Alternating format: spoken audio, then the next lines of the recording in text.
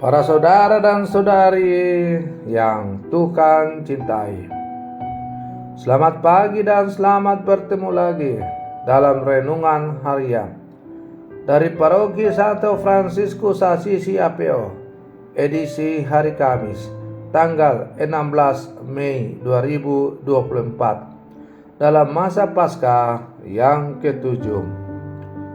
Mengawali hari yang baru ini, kita hendak mendengar dan merenungkan sabda Tuhan. Marilah sebelum kita mendengar dan merenungkan sabda Tuhan, kita berdoa. Dalam nama Bapa dan Putra dan Roh Kudus. Amin. Allah Bapa Maha Kudus, terimalah roti anggur yang kami hunjukkan atas perintah-Mu. Limpahkanlah rahmat penebusan kepada kami berkat misteri suci yang kami rayakan dalam sembah bakti yang pantas. Bersabdalah ya Tuhan, kami siap mendengarkan. Terpujilah Engkau Bapa, Putra dan Roh Kudus, kini dan sepanjang segala masa. Amin. Para saudara dan saudari yang Tuhan cintai, sabda Tuhan yang hendak kita dengar dan kita renungkan untuk mengawali hari yang baru ini diambil dari Injil Yohanes pasal 17 ayat 20 sampai 26. Tuhan bersamamu. Inilah Injil suci menurut Yohanes. Dalam perjamuan malam terakhir, Yesus menengadah ke langit dan berdoa bagi para pengikutnya. Bapa yang kudus, bukan untuk mereka ini saja aku berdoa, tetapi juga untuk orang-orang yang percaya kepada Aku oleh pemberitaan mereka, supaya mereka semua menjadi satu, sama seperti Engkau ya Bapa ada di dalam Aku dan Aku dalam Engkau, agar mereka juga dalam kita, supaya dunia percaya bahwa Engkau yang telah mengutus Aku. Aku telah memberikan kepada mereka kemuliaan yang Engkau berikan kepada Aku, supaya mereka menjadi satu, sama seperti kita adalah satu. Aku dalam mereka dan Engkau dalam Aku, supaya mereka sempurna menjadi satu, agar dunia tahu bahwa Engkau yang telah mengutus Aku dan bahwa Engkau mengasihi mereka sama seperti Engkau mengasihi Aku. Ya Bapa, Aku mau supaya dimanapun Aku berada, mereka juga berada bersama-sama dengan Aku, yakni mereka yang telah Engkau berikan kepada Aku, agar mereka memandang kemuliaan-Mu yang telah Engkau berikan kepada Aku. Sebab Engkau telah mengasihi Aku sebelum dunia dijadikan. Ya Bapa yang adil, memang dunia tidak mengenal Engkau, tetapi Aku mengenal Engkau, dan mereka ini tahu bahwa Engkaulah yang telah mengutus Aku. Dan Aku telah memberitahukan nama-Mu kepada mereka, dan Aku akan memberitahukannya, supaya kasih yang Kau berikan kepada Aku ada dalam mereka, dan Aku di dalam mereka. Demikianlah sabda Tuhan.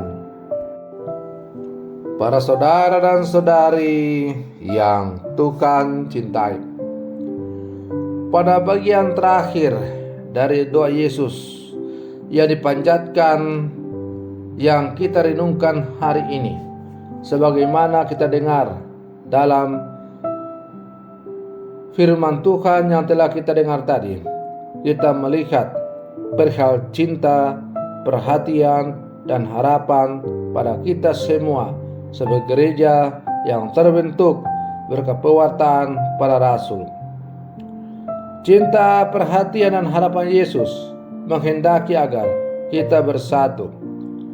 Sebab oleh persatuan itulah kehidupan sebagai pengikut Kristus dapat terkondisikan dengan baik. Tanpa persatuan, kita akan mengalami kemunduran dalam mengusahakan terwujudnya nilai-nilai Injil dalam seluruh kehidupan kita.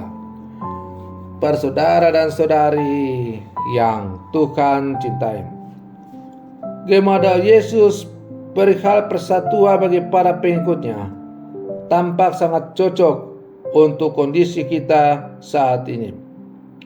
Sebagai kaum minoritas dalam sebuah bangsa yang majemuk, para murid Kristus diharapkan untuk bersatu dalam mengamalkan nilai-nilai Injil.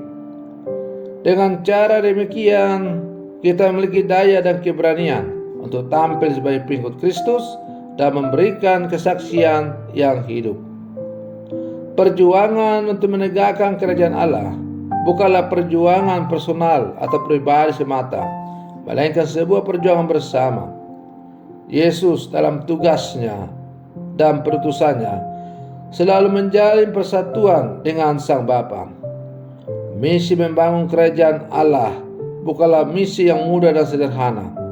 Misi ini mensyaratkan adanya kerjasama dan kesatuan dari semua pengikut Kristus.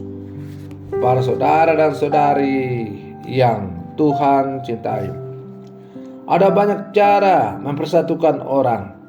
Demikian juga mencerai-beraikan mereka. Orang dapat bersatu karena mereka memiliki kepentingan yang sama, bahkan musuh yang sama. Akan tetapi, kesatuan yang dibangun atas dasar seperti itu tidaklah akan langgeng. Yang sebelumnya teman, akhirnya menjadi musuh. Itulah yang terjadi pada kaum Farisi dan Saduki. Mereka sepakat untuk menghukum para rasul. Namun ketika para rasul berbicara tentang kebangkitan, timbullah perpecahan dan keributan di antara mereka. Para saudara dan saudari yang Tuhan cintai, tentu amat disayangkan bahwa kita orang Kristen banyak mengalami perpecahan dalam sejarah, padahal kita sama-sama mengimani Yesus Kristus. Perpecahan di antara umat Kristen menjadi batu sandungan bagi pewartaan Injil. Maka seperti yang dilakukan Yesus sebelum berpisah dengan murid-muridnya, kita perlu banyak berdoa dan bermati raga demi kesatuan umat Kristen. Yesus berdoa murid-muridnya menjadi satu, sama seperti Yesus dan Bapa adalah satu. Yesus juga berkorban untuk mereka semua supaya mereka tetap bersatu. Memang kesatuan tidak berarti keseragaman. Akan tetapi di dalam perbedaan kita dapat bekerja sama bagaimana menghidupi Injil dalam hidup sehari-hari. Ada banyak cara dapat kita pelajari dari saudara-saudara kita yang berbeda gereja. Misalnya belajar tentang Alkitab. Para saudara dan saudari yang Tuhan cintai, semoga permenungan saya untuk mengawali hari yang baru ini semakin menghantar kita menjadi murid-murid Yesus yang sejati.